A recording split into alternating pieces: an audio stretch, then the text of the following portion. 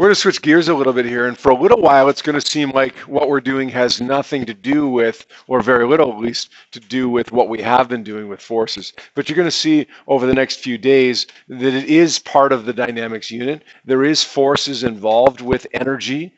You're just going to have to be patient on that. Who can remember from Science 10? You guys did energy in Science 10. Who can remember what energy is defined as? Or maybe if you can't remember what it's defined as, maybe give me an example of it, or a type of energy, or something that you know about energy. Is that? Okay, so you got two kinds of energy, potential energy, kinetic energy. Do you guys remember what the definition of each of those would be?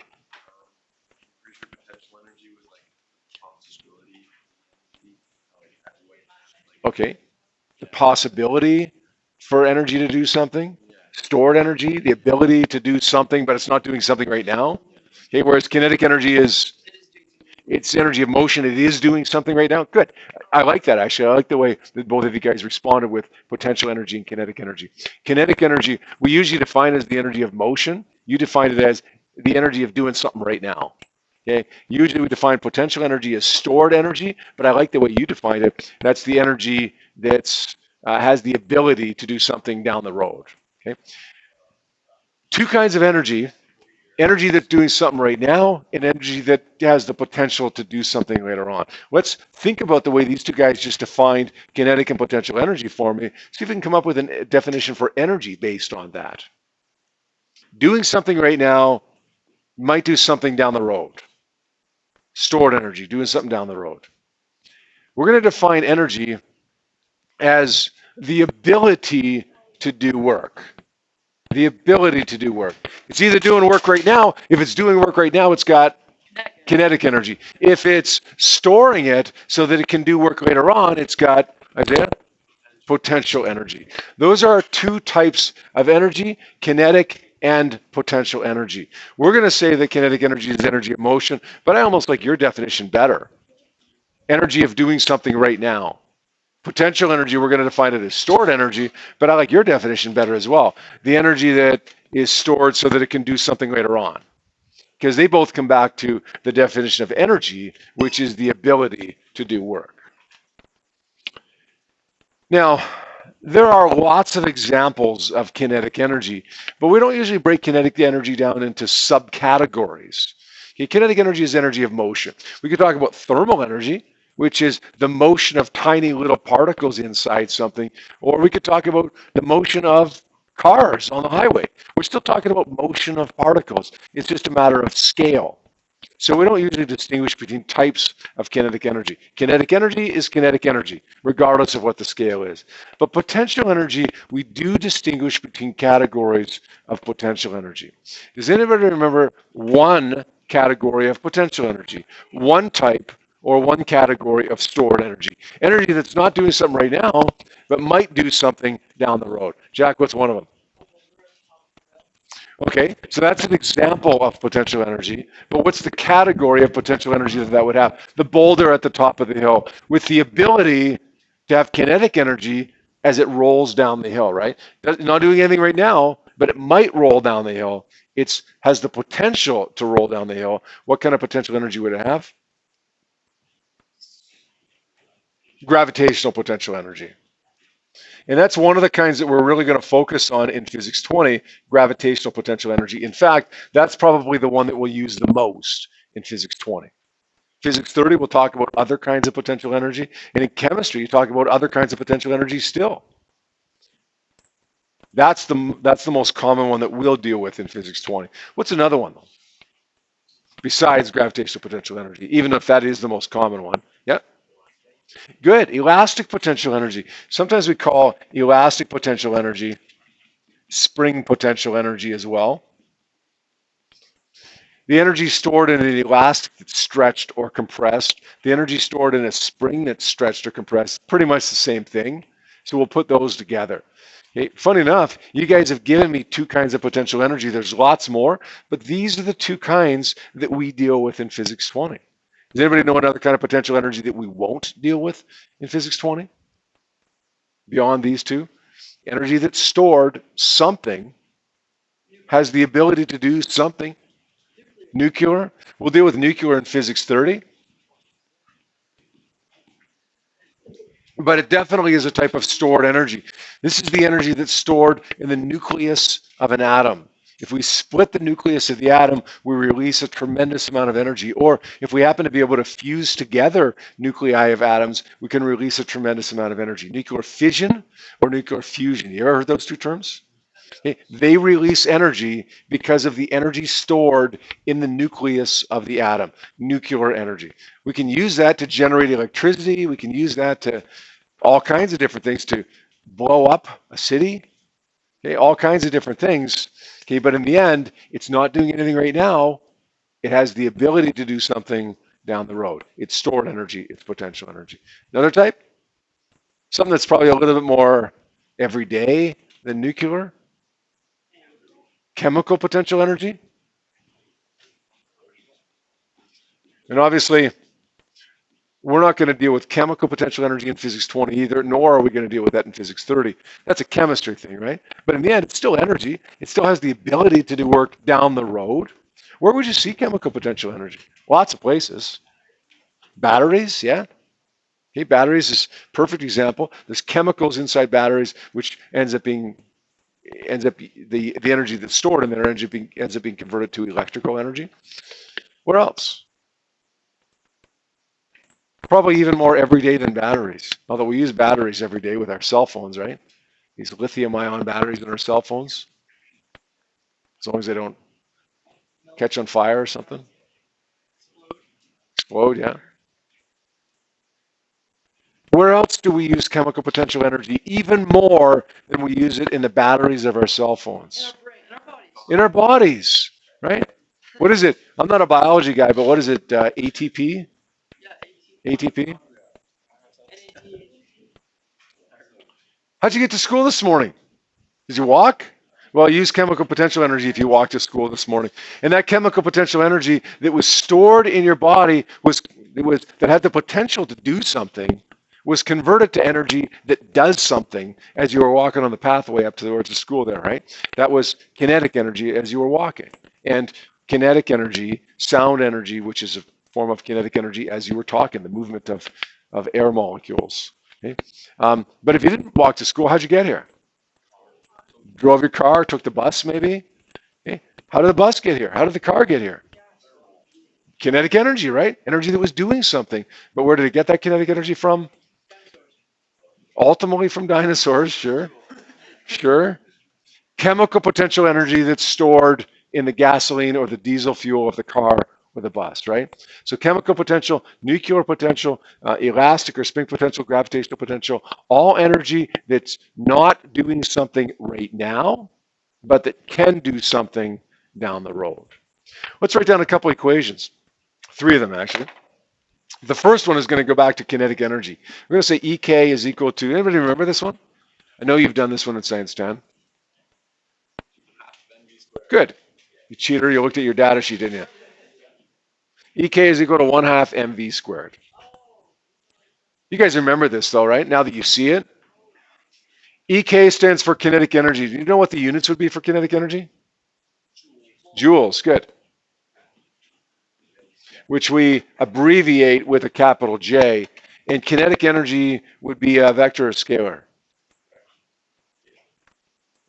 Well, it's going to be one of them. Yeah. Yeah, there's no direction associated with energy. And if you don't know that, that's okay. If you didn't remember that from Science 10 or you didn't learn that in Science 10, that's okay. There's a quick, easy way that's staring you in the face, literally, that tells you that this is a scalar. What is it, Isaiah? There's no air over top of it. So we know that kinetic energy is a scalar quantity. There is no direction associated with it. The car traveling down the road may have a kinetic energy of 10,000 joules. Which way? Who cares? There is no direction associated with it. Okay, listen, the car traveling down the road this way with 10,000 joules, the car traveling down the road this way with 10 joules will both do the same damage if they hit you. It doesn't matter which way they're moving, they'll both do the same damage when they hit you. So kinetic energy is important, but the direction isn't important because it's going to do the same damage regardless. Does that make sense? Kinetic energy is a scalar. What does M stand for? Mass, yeah. And what are the units for mass? Good, kilograms. And mass would be a scalar, of course. What does V stand for? No, speed. How do you know it's speed, not velocity? Yep, joules is a scalar. And you're not going to multiply a vector by a scalar and get a scalar. Funny enough, though, if you multiply a vector by a vector, you actually get a scalar. It's kind of like saying a negative by a negative gives you a positive, right? But if you multiply a scalar by a vector, you get a vector. You can't multiply a scalar by a vector and get a scalar.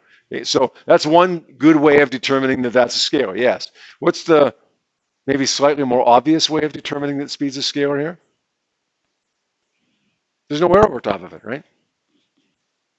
It's going to be meters per second, and of course it's going to be a scalar. Sometimes you're given speed in kilometers per hour, right? We haven't seen that in a little while now because of what we've been doing over the last few weeks. We're going to start seeing speed though again, and it's going to oftentimes be measured in kilometers per hour. We got to convert that to meters per second. You remember how to do it? Convert kilometers to meters by? No. Sorry, it is multiplying by 1,000. You're right. I was thinking it was divide, but you're right. It's multiply. Yeah, it's multiplied by 3,600, but it's on the bottom, so it has the effect of dividing by 3,600, right? I'm going to put a little division sign there. Remember, on the bottom, though, you are multiplying the number of 1 hour by 3,600, so you end up dividing by 3,600. Multiply by 1,000, divide by 3,600. Good? Yep. Yeah. Now, if you the units that we have for kinetic energy here are joules, right? What's a joule equal to? Well, a joule is equal to a kilogram, because it's mass, right? A kilogram times meter squared per second squared. We don't usually write kinetic energy that way because it's kind of ugly, right? But that's a valid set of units for kinetic energy. It means the same thing as a joule. Now, Isaiah's question was, could we write it some way different, like say grams meter squared per second squared? Sure, you could. Don't do that. But it would actually be technically correct if you included the correct units, not joules, but grams meters per squared per second squared. You could even go kilometers per hour here, technically, grams times kilometers squared per hour squared. You get a completely different number, but it would just need a conversion to get to joules, that's all. But understand, if you do ever do that, and I would suggest that you don't, it's not joules. And in your case, your example, grams meter squared per second squared would be millijoules. So that wouldn't be all that hard to figure out. But if you start putting something in here like kilometers per hour, and it becomes ugly to do a conversion there. Okay. Okay, let's provide the equation for gravitational potential energy. Anybody remember this one? MGH. Yeah. Did you cheat this time?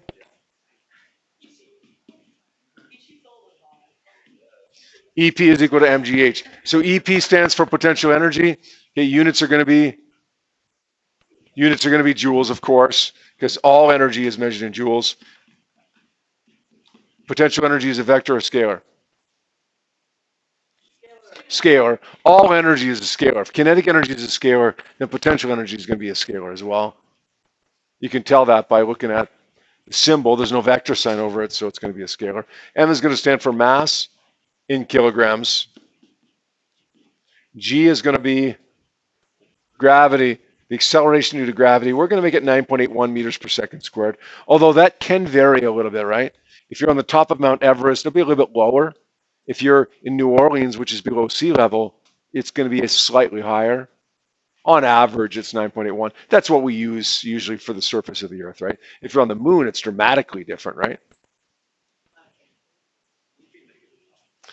Good question. Would it be negative?